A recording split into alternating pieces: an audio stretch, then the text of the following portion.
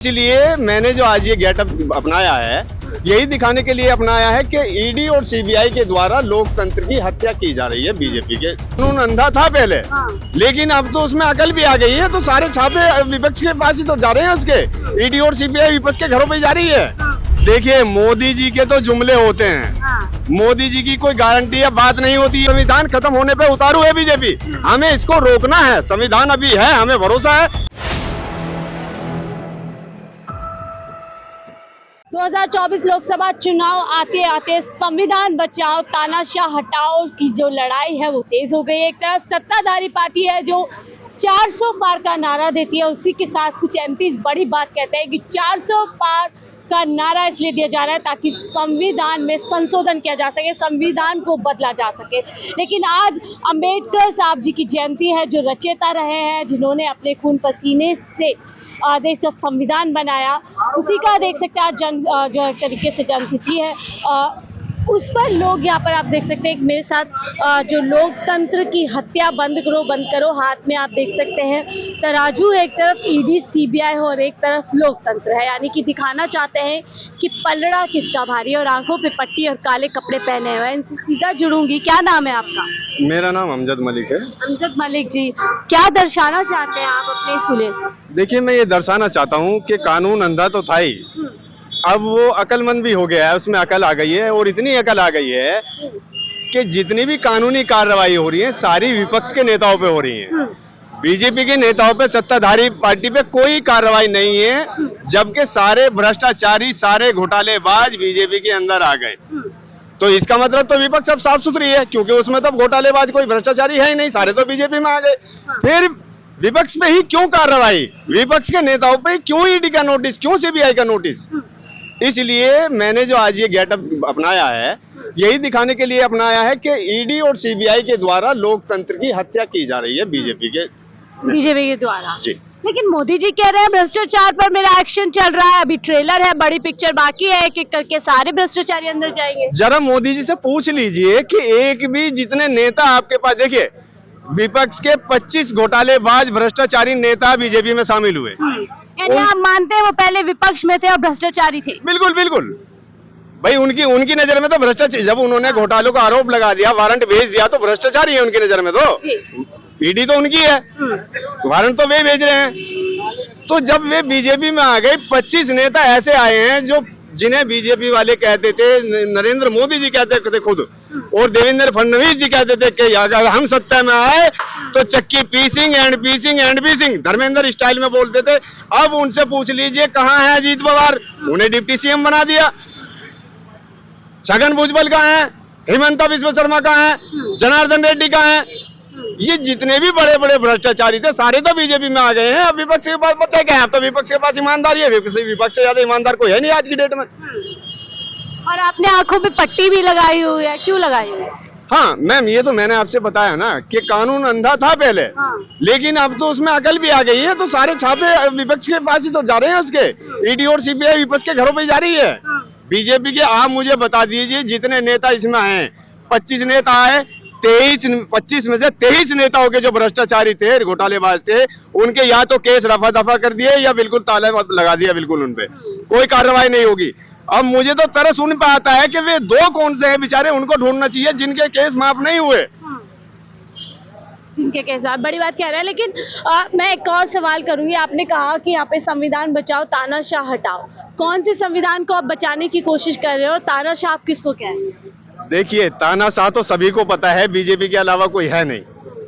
संविधान इन बीजेपी वाले से कोई ये पूछे कि उस दर्द को महसूस करो जो बाबा राव भीमराव अंबेडकर ने जब संविधान लिखा, संविधान को 1-2 दिन में नहीं लिखा गया। इनसे पूछिए उसकी टाइमिंग क्या थी, कैसे लिखा गया, रात दिन एक मेहनत करके बाबा राव भीम अंबेडकर जी ने संविधान लिखा।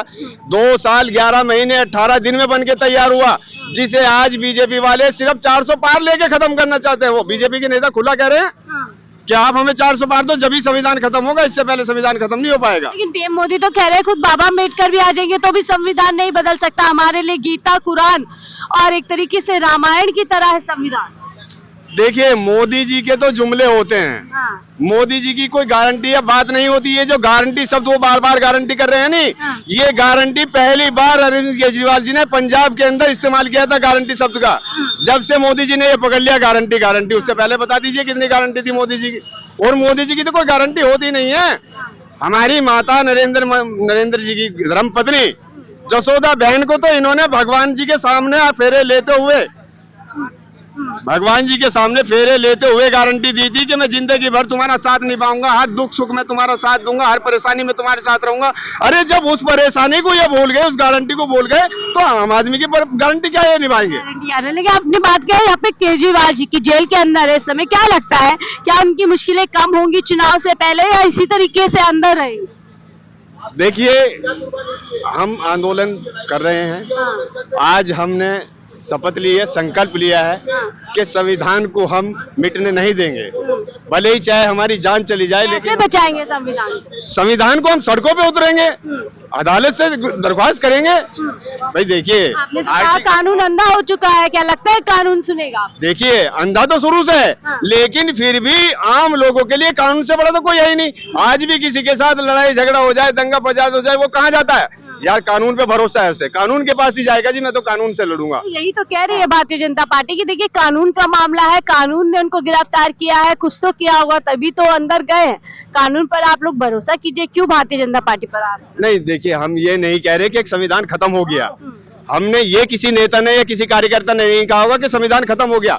हम कह रहे हैं कि संविधान खत्म होने वाला है, संविधान खत्म होने पे उतारू है बीजेपी, हमें इसको रोकना है। संविधान अभी है, हमें भरोसा है, उच्च न्यायालय पे भरोसा है हमें। कैसे रोकेंगे बीजेपी? बीजेपी को हम क्या, जनता रोकेगी।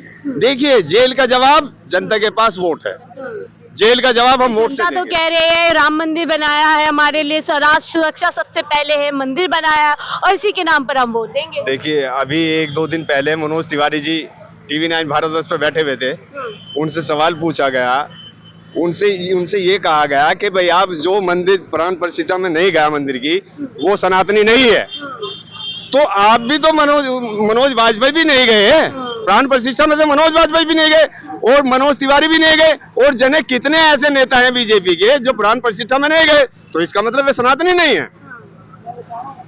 अगर आदमी किसी काम में लगा हुआ है, कोई बीमार है, कोई किसी का काम अर्जेंट है, वो उसको करके भी तो जा सकता है मंदिर। तो ये तमाम विपक्ष के जो नेता थे वो छोड़ कर जा रहे हैं ना, पार्टी कह रहे हैं कि सनातन धर्म का अपमान करते हैं विपक्षी दल के नेता। देखिए कोई नेता नहीं जाएगा, ये जग जाहिर है और जनता जान रही है। जिस पे भी ईडी का नोटिस जाएगा या जिस पे भी बीजेपी कार्यालय से फोन जाएगा, वो तुरंत भाजपा के अंदर आ जाएंगे।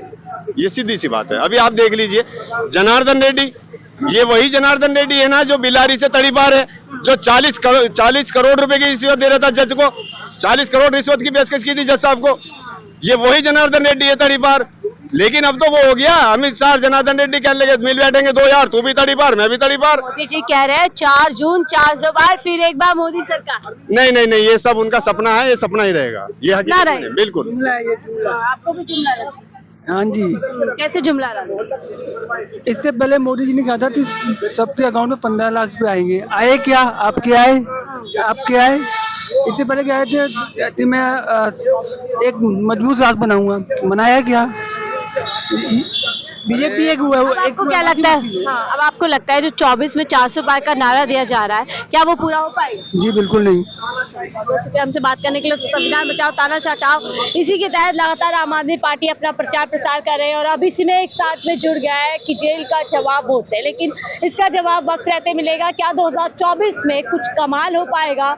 पिछले 2 बार से भारतीय जनता पार्टी दिल्ली के अंदर काबिज है 7 सीट पे। क्या आम आदमी पार्टी और गठबंधन मिलकर के इस बार जो विजय रथ 400 पार का देने की कोशिश की जा रही है उसको दिल्ली से रोक पाएंगे? तमाम ऐसे सवाल हैं जिसके जवाब 2024 4 जून को मिलेंगे। फिलहाल मुझे दीजिए इजाजत, मैं शाहीन खान 4 PM दिल्ली के लिए।